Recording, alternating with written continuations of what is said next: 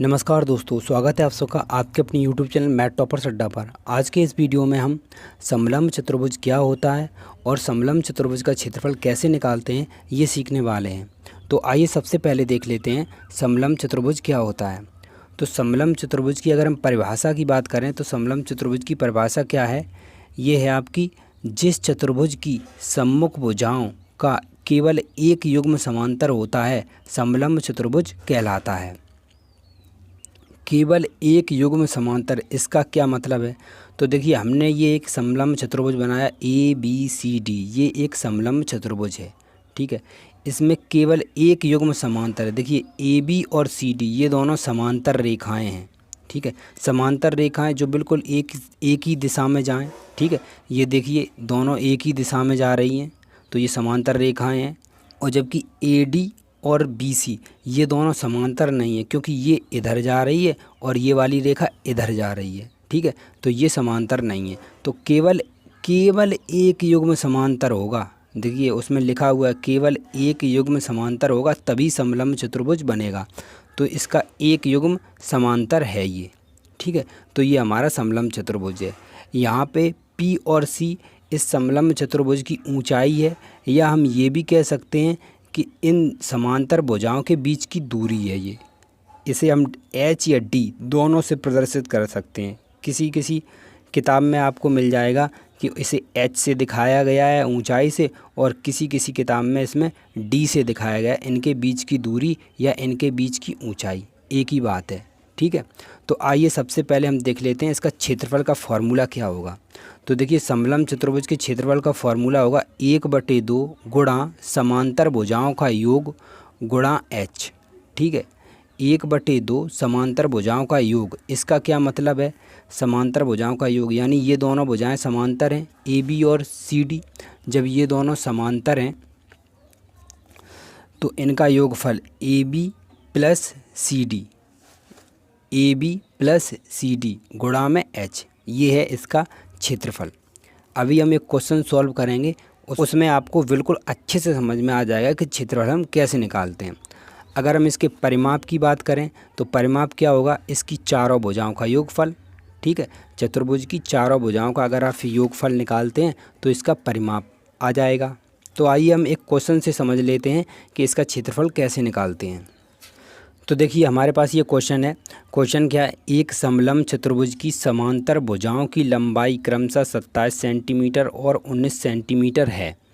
उनके बीच की दूरी 10 सेंटीमीटर है। समलंब का क्षेत्रफल ज्ञात करो। तो देखिए समांतर भुजाओं की हमें लंबाई दे रखी है और उनके बीच की दूरी दे रखी है। बीच की दूरी कहें या उसकी ऊंचाई कहें, एक ही बात है। तो सबसे पहले हम इसका चित्र बना लेते हैं, तब आपको अच्छे से समझ में आएगा। तो देखिए हमने ये एक समलंब चतुर्भुज बना लिया। ABCD एक समलंब चतुर्भुज है। इसकी ये दोनों भुजाएं समांतर हैं। देखिए ये एक ही दिशा में जा रही, ये वाली और ये वाली, ये दोनों भुजाएं समांतर हैं और ये वाली असमांतर भुजाएं हैं, यानी समांतर नहीं है। तो हमें क्या दे रखा है? हमें दे रखा था समांतर भुजाएं की लंबाई।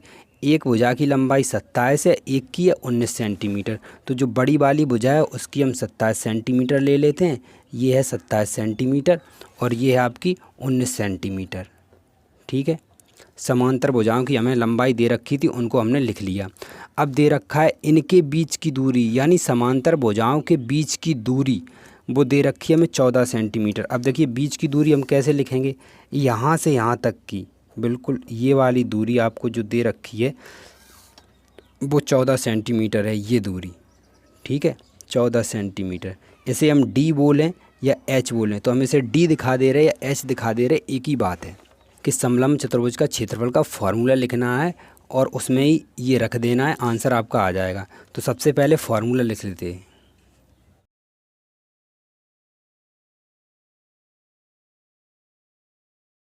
तो ये देखिए हमने समलंब चतुर्भुज के क्षेत्रफल का फॉर्मूला लिख लिया। क्या फॉर्मूला है? 1/2 समांतर भुजाओं का योग गुणा उनके बीच की दूरी, ठीक है।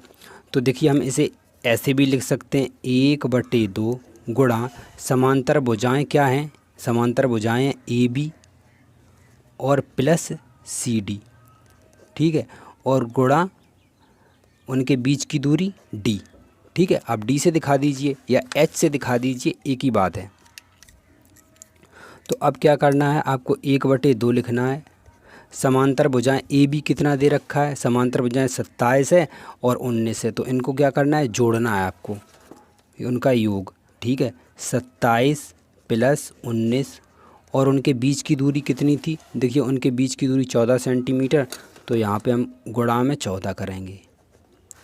अब इन्हें सॉल्व कर दीजिए, 1/2 गुणा 27 और 19 को जोड़ दीजिए, कितना हो गया, 9 और 7 हो गया 16 की 6 हासिल 1, 2 1 3 ये 4, 46 गुणा 14।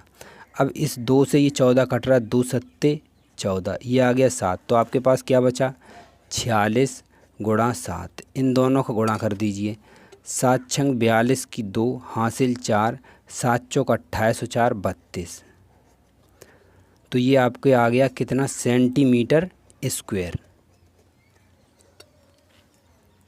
तो ये है आपका समलंब चतुर्भुज का क्षेत्रफल।